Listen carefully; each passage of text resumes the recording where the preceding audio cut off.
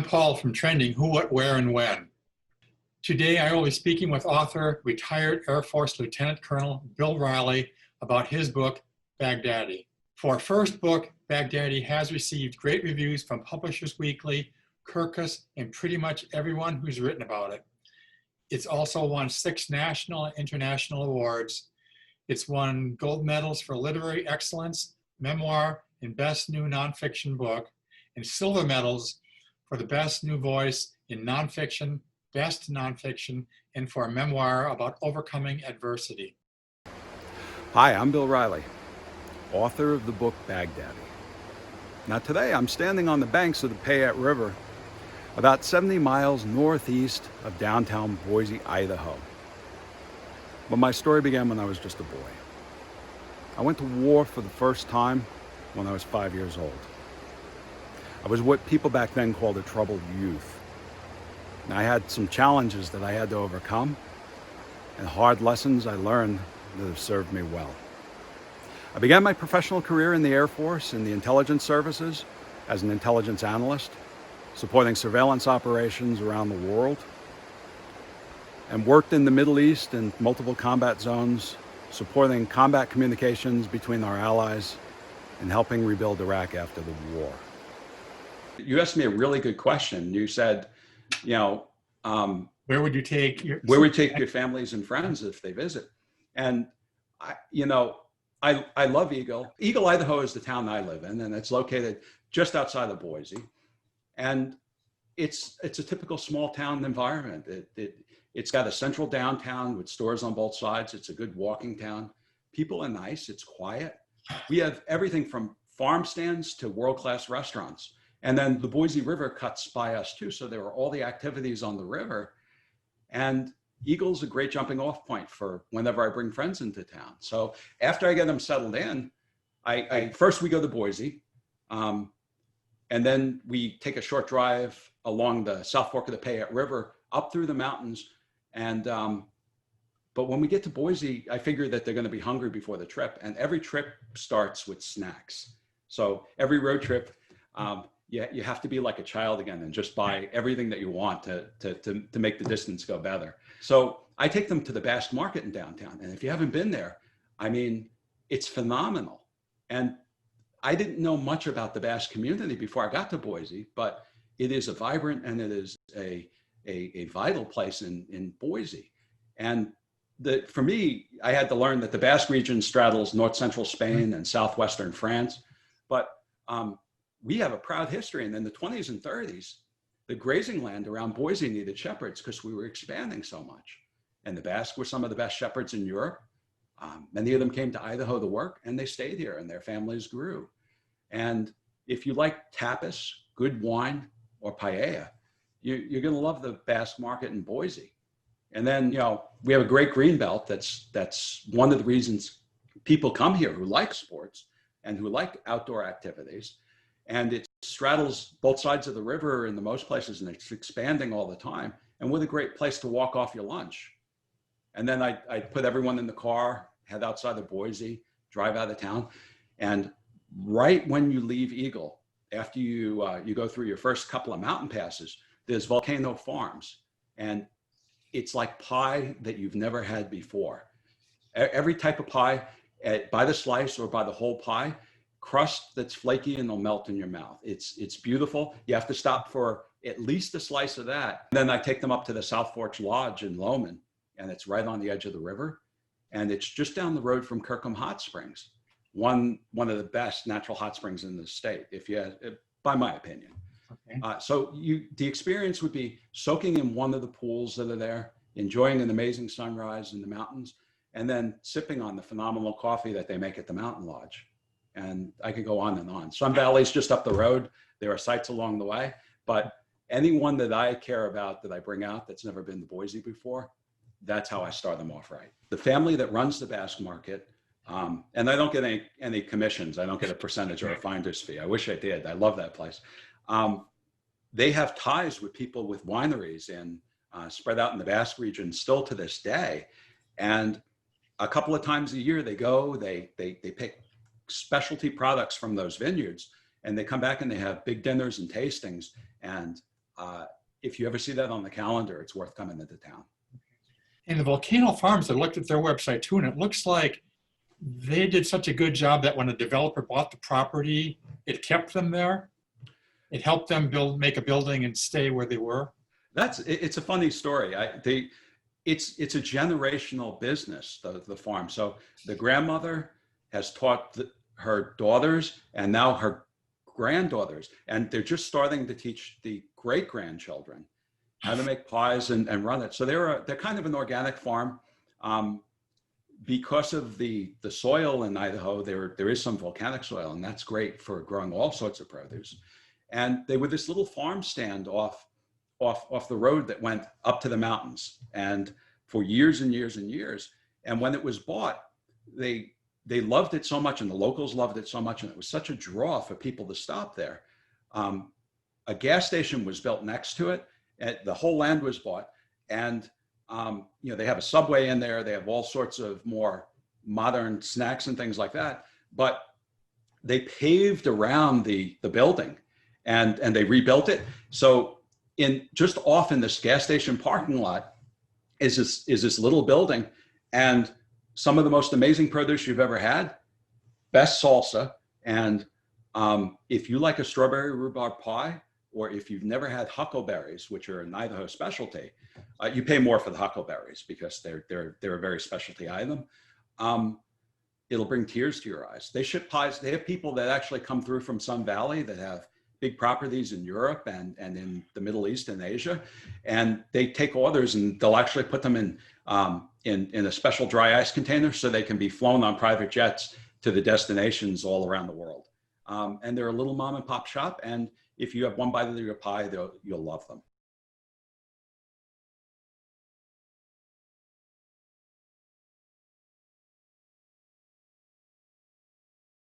There's a number of spots in your book that I found really interesting. Thank you. At one point, you were talking about getting IT materials in Riyadh, Saudi Arabia, in an ice cold restricted area.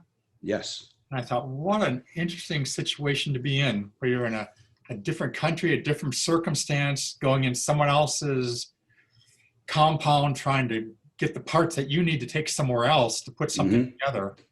And with that, it was kind of an inside robbery. I mean, really, we had put together this network, and for the first time in northern Kuwait, at least, we were looking at a joint operations center where we could integrate the Army and the Marines and the naval forces that were afloat in the Red Sea and the Persian Gulf mostly. And we put together a lot of it, and we were able to buy a lot of it in country, but we were missing a switch, something that you could go to Best Buy right now and put in your pocket for a couple $100 and have a great one. But for the networks at the time, that was a specialty order item. It was bespoke. It had to be built specifically for your network. And they were about the size of backpacks. And after exhausting everything that we could I looked at casinos, I looked at any place, IT companies, radio stations that were going into TV stations all throughout the Persian Gulf. And we couldn't get one that we needed in time for an operation that was getting ready to kick off. And then I got a call from the State Department. And I have a really stormy relationship with the State Department. I love them and I hate them. They treat me great, they don't treat me great. But that's the difference between a tool of national power that is the military and the tool of national power that is diplomacy. We're kind of opposite ends of the coin. But we've always managed to work things out. They called me and here I am being walked into this classified vault past all these cranky Americans that are there because they're staying in Saudi Arabia and they have visa issues or travel issues that they've got to resolve. And going into the bowels of the embassy there, into one of the most restricted places ever, and walking past all these clacking racks of IT equipment that are strong enough to power a small city. And they had what I needed and they had it laid out. And the State Department representative was able to let me load up some shopping bags full of assorted things that would just be helpful for that operation because they were patriots. They wanted us to be successful. And it was just two great organizations working together to achieve a common objective. And I froze my ass off. It was so cold in there coming in from the desert.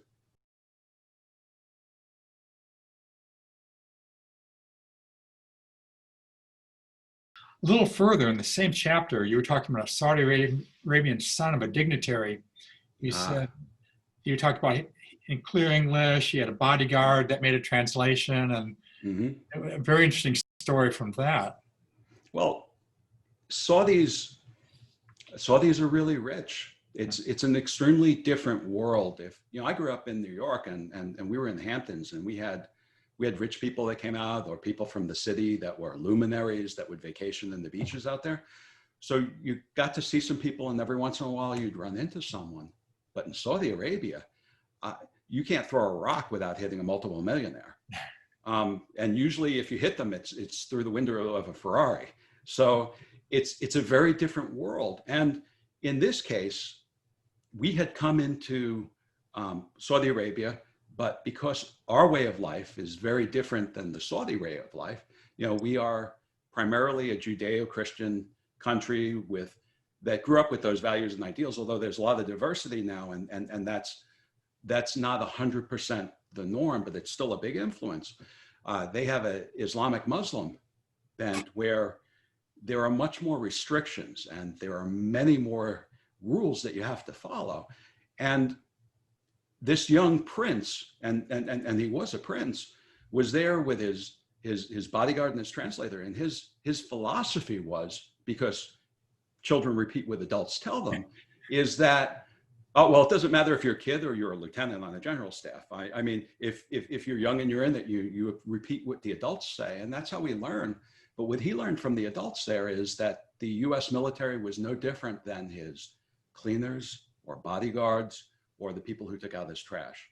And I schooled him on that very gently, and I thought diplomatically, but on the drive back for me to our airplane was not so pleasant, because the general that was actually in the meeting that we were waiting for, our Saudi Arabian allies and partners they control big commerce, they control banking, they control oil, they're hugely influential, and they're insanely sensitive to any affronts to what would be in Japanese culture saving face, what their public impression is.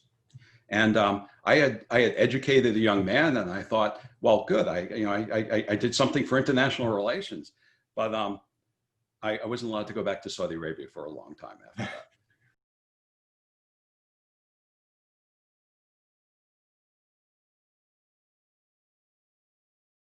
You had lost the GPS service in and around Baghdad. I was fortunate that in the position that I was in, I was in charge of coalition communications, sort of resolving problems, and I was in charge of a frequency management office, which is important because all of our electronic devices operate on certain frequencies.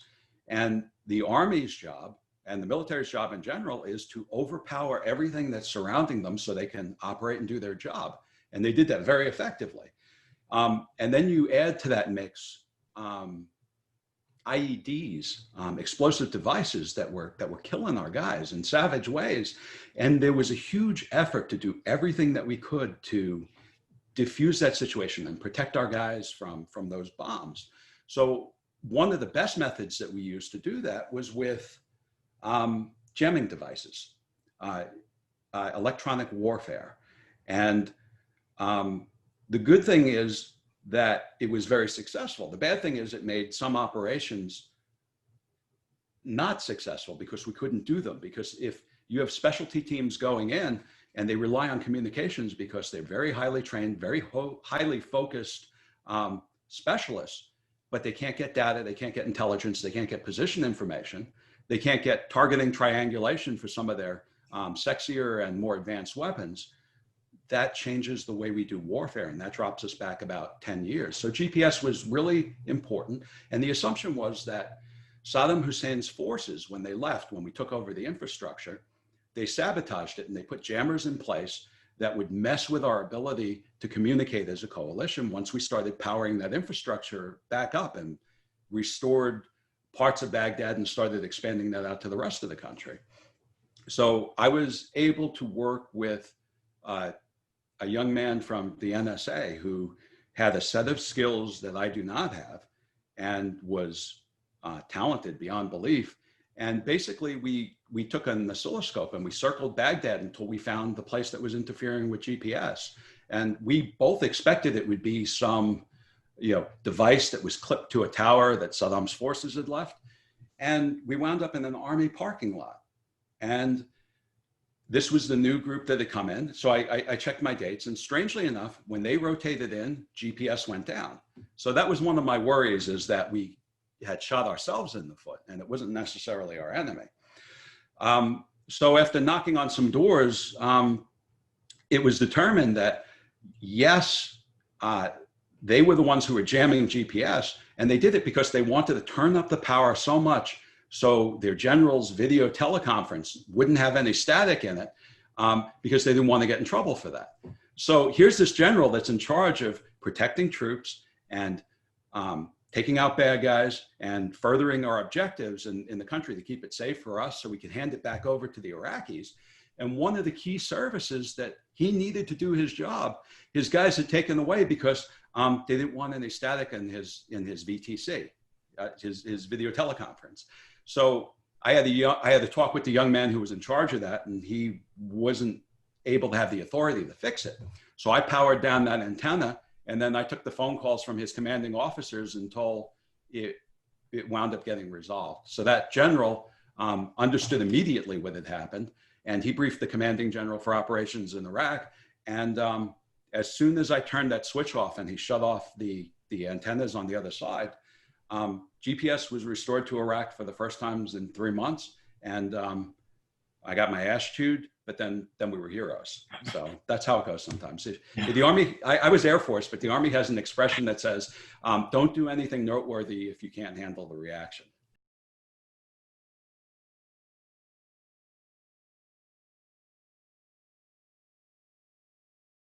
Later in the book, you were talking about a translator named Rocky that started to ad-lib his translations. That was really interesting. So it just sounds like you weren't getting as precise of translations as possibly required. When you go into a new place, it's hard enough to acclimate. I mean, when we travel to Europe or to Asia, I mean, unless you're a fluid speaker, it's hard to get by. And what the United States had done at the time is taken over all the controls of a country whose language we didn't speak. So, and one of the jobs that we were tasked to do, in addition to the defensive and offensive operations and take out Al-Qaeda and protect our troops and the Iraqis who were trying to rebuild the government from bad guys that still wanted to stay in power, we were dying for translators. And the government and the contracts to get translators from all around the world who could speak Arab, Farsi, different types of Pashto and Persian, they were hard to come by. So I don't want to say with Rocky we were scraping the bottom of the barrel, but we had reached the point where we were pulling in taxi drivers and folks from telemarketing centers and anyone who would be willing to take a chunk of money to live in Iraq and work with either the coalition, the different military services that were there, or the State Department to help with the diplomatic and the reestablishing the government so we could hand it over. And Rocky was, his heart was in the right place and he was enthusiastic, but rather than raise his hand if he didn't know something, he would just make stuff up. And I called him on that a couple of times. And, especially we were in the middle of some pretty intense negotiations. And this went back to the jamming issue that you were talking about, Paul. And we were almost to the point where we were able to resolve it, but I couldn't say the right words so the Iraqis could understand.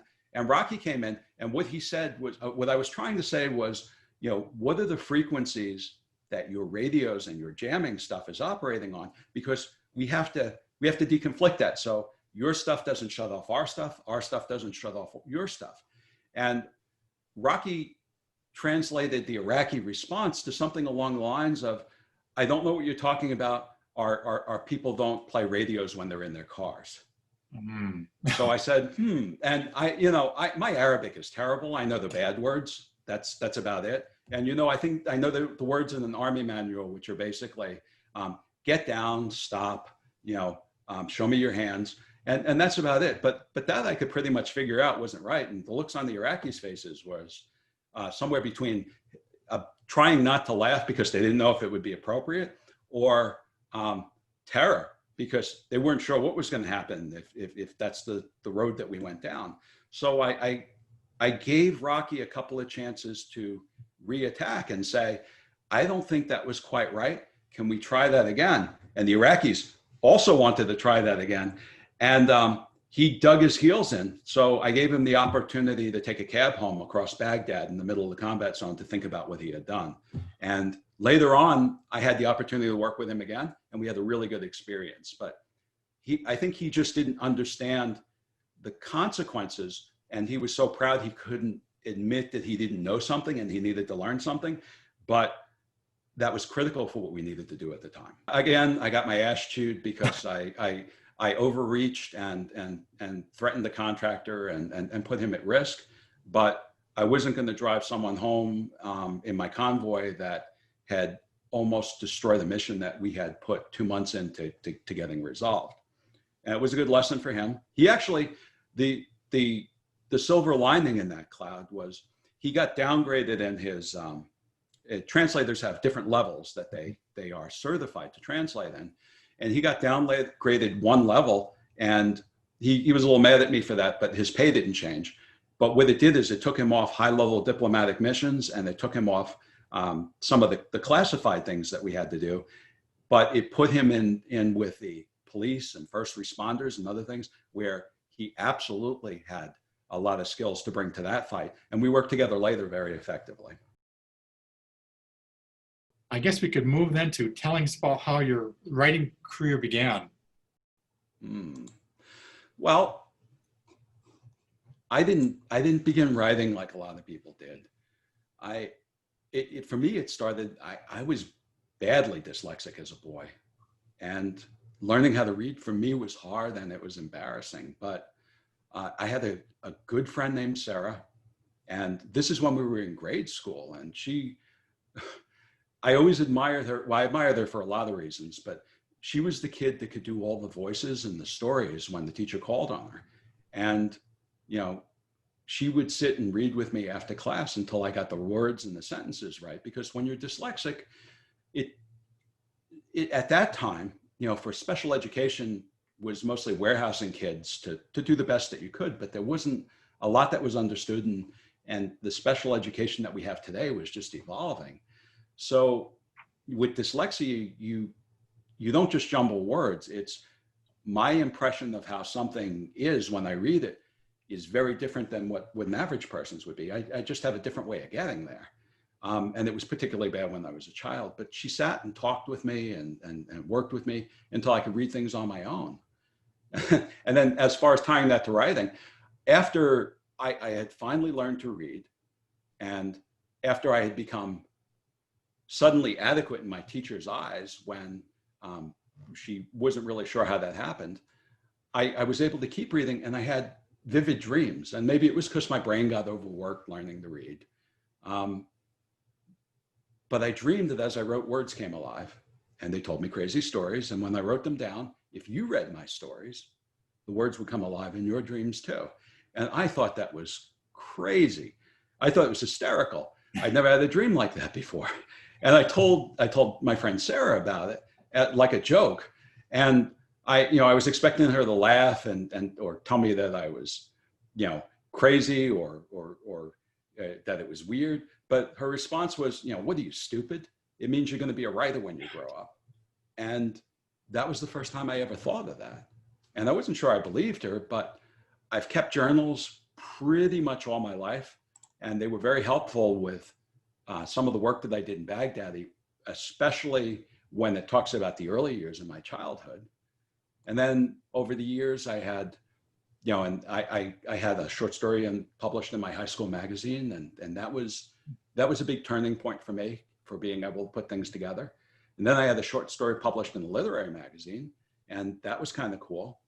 I had a poem published in a gentleman's magazine in England, and I got paid in the £5 note that came like a year after they accepted the poem, and that was cool. I wish I still had it. Yeah. But most of my professional writing was in military articles and intelligence reports that were mostly technical writing, because that was what the bulk of my experience was as an adult. And I always wanted to be an author, especially after that conversation with Sarah. But I had a family to feed and house payment. And quite honestly, I wasn't confident enough to roll those dice at that time and become an artist when I had people who relied on me. So after I retired from the Air Force, I wrapped up the last of my projects. We left DC. My wife was slated to finish her last military assignment in Boise and then retire. We both retired from the Air Force. However, as we were getting in the car, my wife got the call and said, have we got a good deal for you? And she was reassigned to take command of a squadron at Vance Air Force Base in Oklahoma. Now, we had already built a house. We had already promised our son that after moving all over the country, he could finally finish high school in one place. I had retired. I'd wrapped up all my consulting gigs. And it was really a hard decision for us, but it was a good opportunity for her, even though that was her last job in the Air Force. Being a commander is a great responsibility. And she was the right person for that job. So I took the boys to Idaho. Jo visited from Oklahoma whenever she could. And for 2 years, I became a single dad. And I decided once I got the boys into school that while they were at school, I'd finally finish writing the memoir that I had become Baghdaddy. So I did. And in the end, my friend Sarah was right. Now I'm a writer. So what inspired you to write Baghdaddy? What made you decide to write that? That's a question I wrestled with for a long, long time, because I had this idea in my head, but I wasn't sure how to present it. I deployed a lot, like we just said, and I witnessed the effects of Saddam's Rape of Kuwait and his failure to honor the terms of his surrender. Those were huge things, and those made a big impact on my life. And then later I was stationed in Iraq, and I experienced the unique challenges of trying to rebuild a country while some of its people were trying to kill me. So I had a stake in accomplishing my mission, but there was some, personally, there were a lot of people that did not like our presence in there and were actively trying to stop it. So an important part of Baghdaddy for me, when I was thinking about what I wanted this story to include, it's a memorial to two spies that I cared deeply about. One was a mentor, one was a person I loved very dearly. I love them both very dearly. They no longer are in this world, and Baghdaddy is the only place where their story exists anymore. I guess if I had to add something else to it, I'd say Baghdaddy is a story that talks about how I grew up and how that prepared me for some of the things later on in life that were particularly useful, even though they were painful, when I was in combat. And my father tried to prepare me for the worst that life could throw at me. Like most fathers, my father was an overachiever and an old Marine, and he taught me hard lessons that often hurt, and I resented them, and I resented him for a long time. We were able to work things out when I was a little bit older, but then the trigger for me for writing Baghdaddy was after he passed away. I tried to put things in perspective. That the death of my father forced me to think hard about who I was and what our relationship was and how I became me. And I realized that there were not a lot of differences between the skills I needed to survive in my childhood, to be a father, to go to war. And I met some amazing people along the way. Connecting all those dots is what brought me to Baghdaddy. I've worked a lot of military and intelligence missions across my life. My first real job in the military was as a Soviet analyst. And then I worked operational intelligence issues until I was commissioned in the Air Force. My book, even though it's a memoir, and because I've worked for most major intelligence organizations in the United States in some form or another in all the years that I've been there, and in addition to the Air Force, it took 9 months of vetting with all those agencies before the Office of the Director of National Intelligence approved the book for release. And that's a big deal because while it's become popular with folks that are taking combat operations and re-rolling them into movies, we're back in Baghdad again after some years of having almost no missions there. And I didn't want anything that I did or any of the locations or any of the people that I worked with, specifically principals in the intelligence community, to suffer as a result of me telling this story. So my publisher jokes around that it took as long to get Baghdaddy approved for release as it takes to get ready to deliver a baby from conception to being in the delivery room. But it's a good story, and it was the right thing to do. Being raised by a violent and creative schizophrenic mother. And back then, that's another thing that people didn't talk about. My mother was schizophrenic, and she told beautiful stories. And in a lot of ways, that probably inspired me to be a writer. But when she wasn't on her medication, she became extremely violent. And schizophrenics create these beautiful, elaborate worlds to allow them to understand how they can interact in the world that they just don't fit in. And when it becomes apparent that reality isn't the fabrication that they've made, they usually result in doing one of two things. They either withdraw or they fight violently to hold on to the fragments of the story they want to believe. And that's the kind of environment that I had to learn to operate in as a kid. And that actually taught me some things that were valuable when I went to war. Baghdaddy at its heart is a coming of age story. It's about survival, friendship, and how we can make our own place in the world. We carry so many lessons we've learned inside of us, whether our teachers had good or evil intent, and whether we know those lessons are there or not. And they are just waiting for the right context to come out for when we need them. Most people either, when they're growing up, their parents tell them stuff and they go,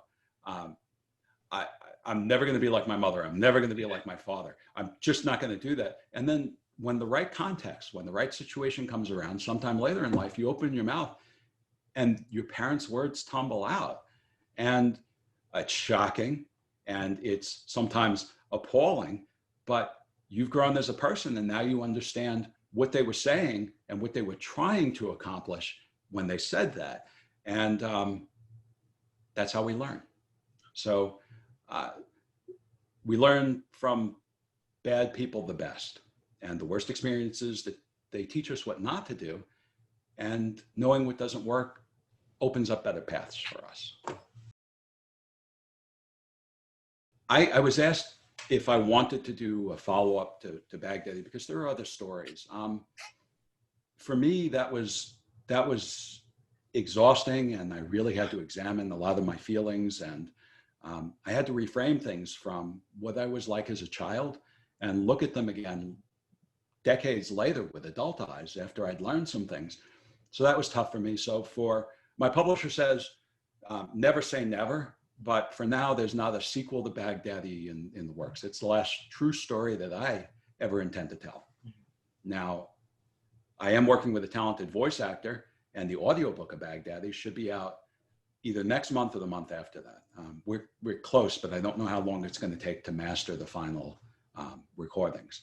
But by the end of summer, early fall, there'll be an audiobook of Baghdaddy. And that's kind of cool, me getting to work with a voice actor to see how their read of my story was and how they interpreted it, because the more artists and specialists you add, the more they enhance it and they make the experience bigger because it incorporates some of their views and some of their experiences also as they put it together. So that was really satisfying to me.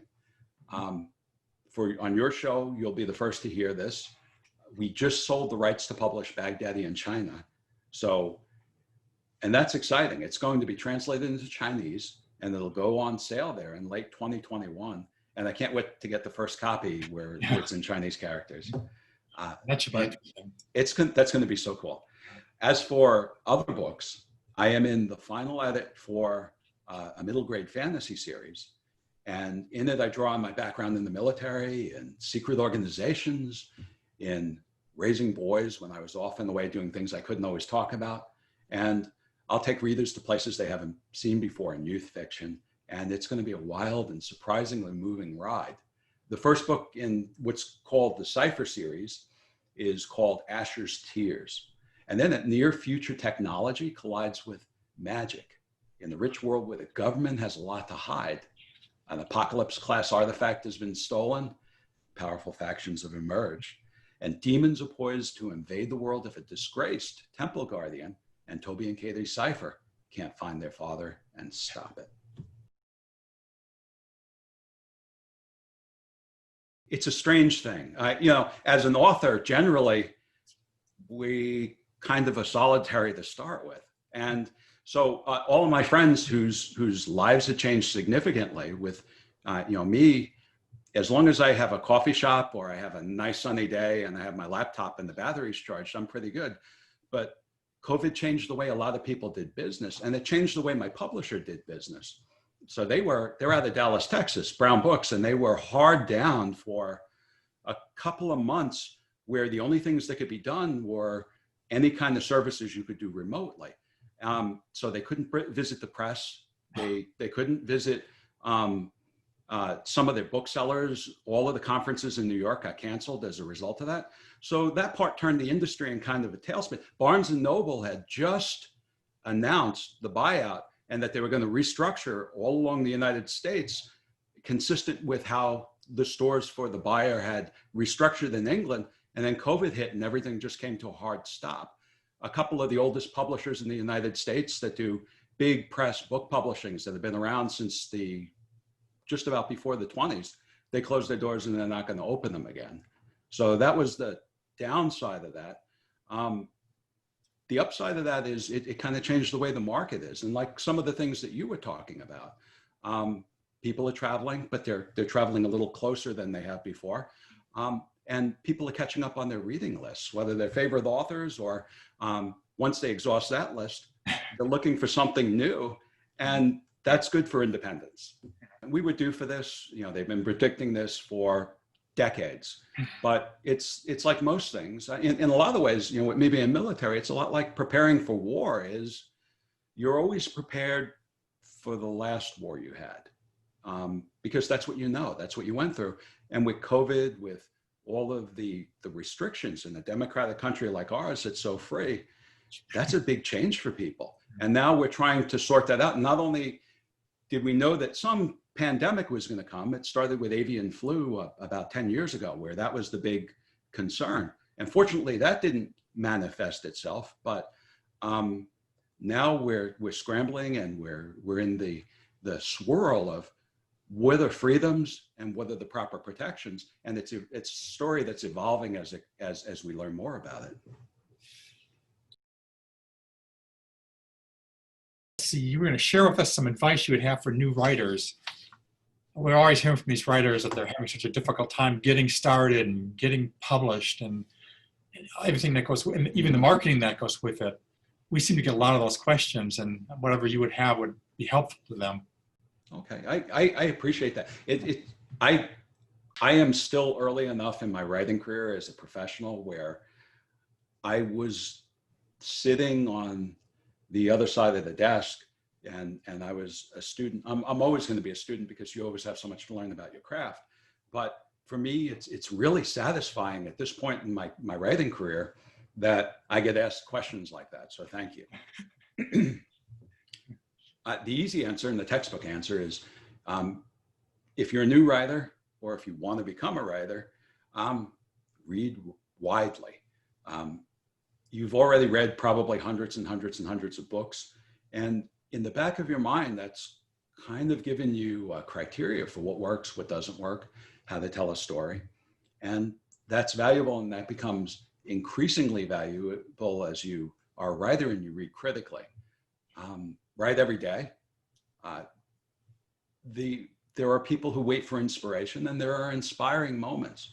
But the reality is, if you ask anyone that's a New York Times bestseller, is that it's time in the seat that counts. So it's more important that you segregate some time in your busy schedule, whether it's just 5 minutes. When I was in combat zones, and when I was working with the boys before we came out to Idaho, and getting them in school, and Jody was away deployed, I looked at it as working out. And I said, if I can just write 5 minutes, if I can be a writer for 5 minutes a day, I can do that. I can find 5 minutes in my schedule and do that. And then over lunch, I'd review what I wrote. And after dinner, when the boys went to sleep, maybe I'd rewrite it. So that 5 minutes became 15 minutes. That 15 minutes became 30 minutes. That 30 minutes became a productive 30 minutes. So it's time in the seat that counts. But for me, the most important part is constructive feedback, because there are a lot of people and even professionals that like you and like what you've written before. And that level of honesty, both for someone to be willing to do a brave thing and tell you that your story is your baby, and there are instances where your baby is ugly, and you want to fix that. You want it to grow up to be big and strong, so other people can be proud of its accomplishments too. And you can't do that unless you're both receiving honest feedback, and if you're honest with yourself about what worked and what did not work.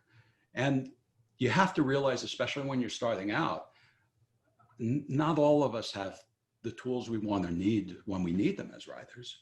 And that's okay. We learn as we go on. Writing a novel is a lot like building a plane while you fly it. There are going to be holes. Some things you need won't work right, especially at first. But if you keep at it, you will absolutely get to your destination. The hard answer, because that's the easy answer, Okay. is you really have to believe in your story. And that sounds, well, implicit. It sounds like, you would, but if you don't believe in your story hard enough to fight for it, because there are going to be battles for your time. You'll fight for that time to write. You'll need to fight yourself, because there are a million reasons not to write, but there's only one reason to do it. And that reason is because you have no other choice, because it's important to you, and because you have to get your story on the page. And then I'll even up the ante there. Here's the hardest advice. You can't get better without feedback, like I said before. But even at this point, I'll give you a specific example. The Asher's Tears book I'm working on right now, I originally wrote it for an older young adult audience. So think high school kids that just getting ready to graduate, and then maybe creeping into first freshman in college kind of years.